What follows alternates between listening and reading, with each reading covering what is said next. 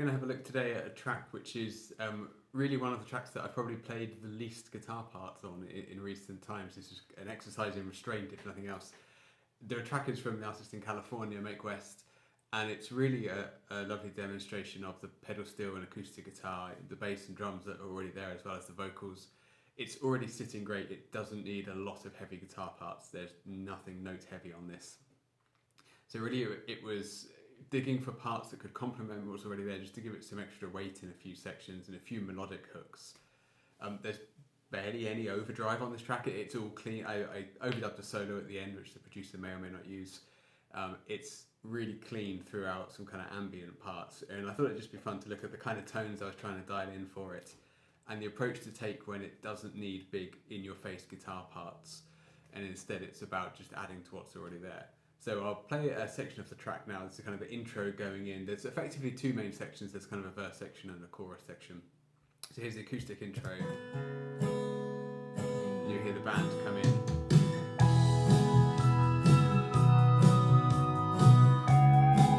Lovely pedal still.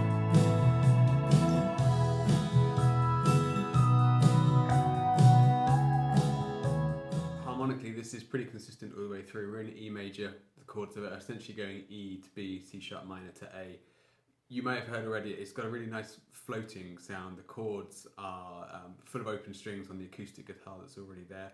So the first part I was going to put down was just a relatively clean electric part. It's going to be pretty sparse and just add some kind of more floatiness. You see I've got a fair amount of reverb and delay on this. You can hear that there.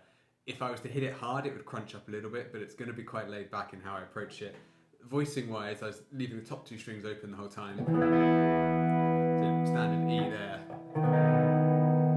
This chord looks complicated, but isn't. It's effectively a B major, but with the third in the bass. It just gives that descending walk sound, which is what's happening in the, I think it's happening in the acoustic guitar on the original, it's certainly happening in the bass guitar. Open voiced C sharp minor, 7 effectively, and then an A sus2, and second time round I'll play the A sus2 higher, so we've always got that open B. So it would sound a bit like this.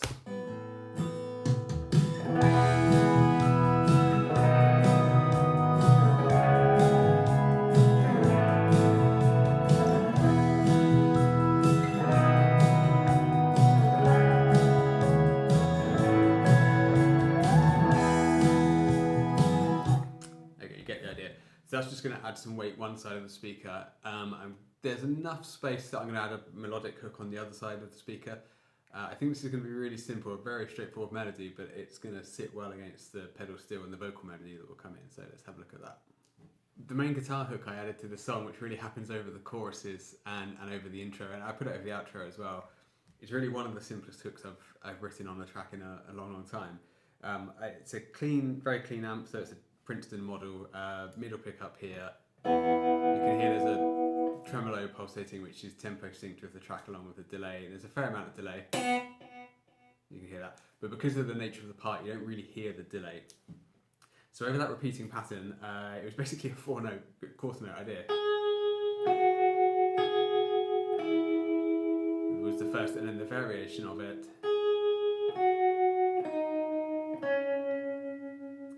Third variation, and then the final variation. It kind of sounds like the same idea 4 times, but it's not when you listen to it. So here's what it sounds like against the track. I just like the simplicity of this, really.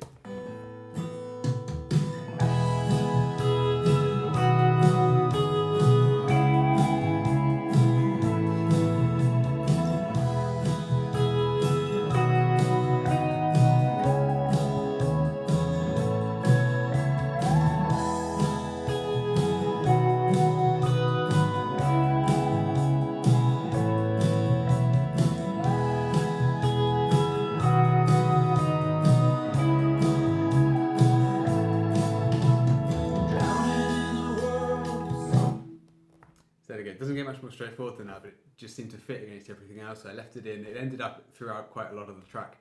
Right, on to the next section, which is what I played under the verses. Okay, same approach in the verses. I'm going to pan one part left, one part right. They're both going to be pretty empty. This one particularly is a very sparse part. just sits in between the gaps of the vocals. Same sound as you've just heard on the kind of straightforward riff over the intro. This is going to be, I guess, a variation of that. So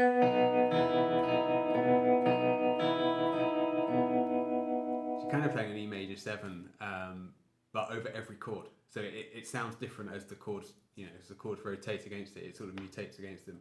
It sounds like this in the track.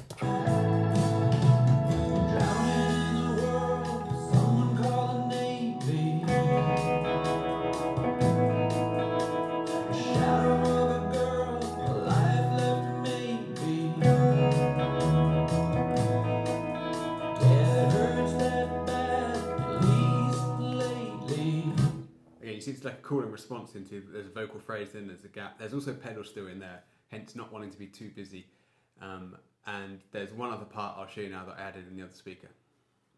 So to complement that kind of rotating, repeating part that we just heard in the verse, in the other speaker, I wanted to put like a low, twangy country riff effectively, but not all the time. So this is a guitar part that just mutates between chords being strummed, just to outline the melody, the harmony,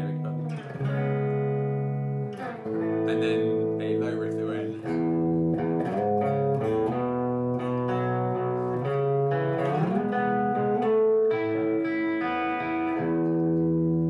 So that's it's kind of country-ish in its sounding. That sort of low bridge pickup, pick back here, again, very clean amp, it's the same Princeton model. So it's outlining the E chord to the B chord to the C sharp minor. I'm still thinking C sharp minor at that point, and then into the A major, and then open strings to come down.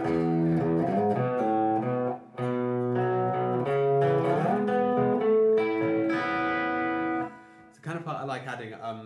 It's also the sort of part I would hate having transcribed from someone else, because those open strings kind of confuse things a bit. But let's see how it sounds in the track.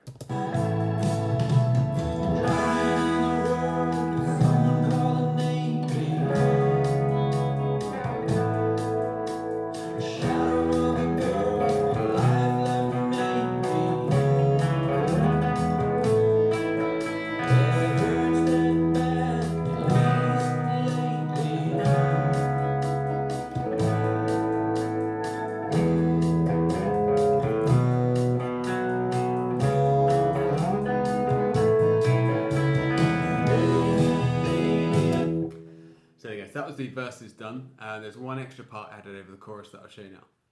Over the latter choruses in this, and it doesn't appear over the intro, there's just one extra little rhythm part I put in, just to make something sit in a higher register than the lower parts I played. And again, it's keeping the two open strings on top. It's middle pickup, a very clean amp, so a Bassman model on the Kemper. Again, some reverb and delay in there, because as you'll hear from the part, it's just single strums that will sit and sort of float. But it was voicing the chords really high, but with the open strings. So here's your E, an inversion of a B. And then this acts as both the C sharp minor and the A, if you view it that way. It's basically an A sus2 and a C sharp minor 7 at the same time. So you can leave that chord ringing. And then second time round, change direction.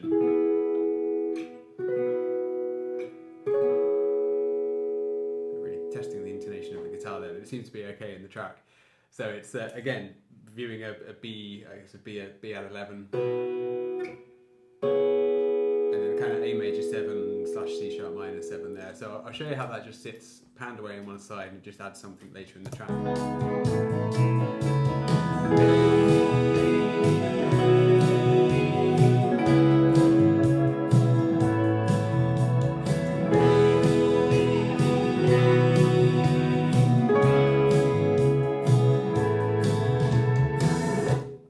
Because there's so much pedal steel and vocal melody, and actually the bass is playing a lovely part throughout this, there's no need for anything else there. So that's it, and then the only other parts I'll show you now, which are over the outro. The producer had mentioned adding a kind of Eric Clapton style line over the outro. I interpreted that to mean kind of neck pickup, thick, juicy sound, a little bit of ambience there as well. It really set itself up kind of E major pentatonic, E major scale, kind of a happy feeling outro solo. So I came up with a relatively straightforward melody, but you'll hear it here. The track fades out actually Obviously, I don't fade my parts out. I'll send them to the producer so that he can control the fade that in. So you'll hear the rest of the track fade while my parts stay at full volume. That's just the nature of this project. But obviously, it will all be faded out together.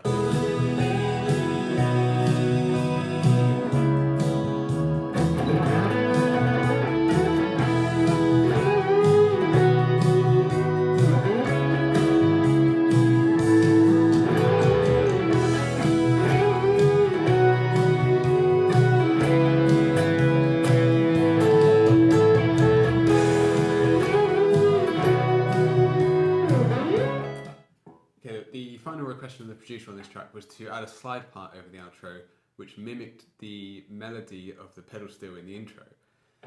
Wasn't actually the easiest thing to do, in truth, because the tuning of the kind of the tuning and natural fingerings of a pedal steel is obviously different to the guitar. So a melody that might fall under the fingers there isn't always the most natural thing to map onto the guitar. Nonetheless, stuck with it, and we got a result that was pretty cool. So I'll play this now, I hope, and I'll show you how that works.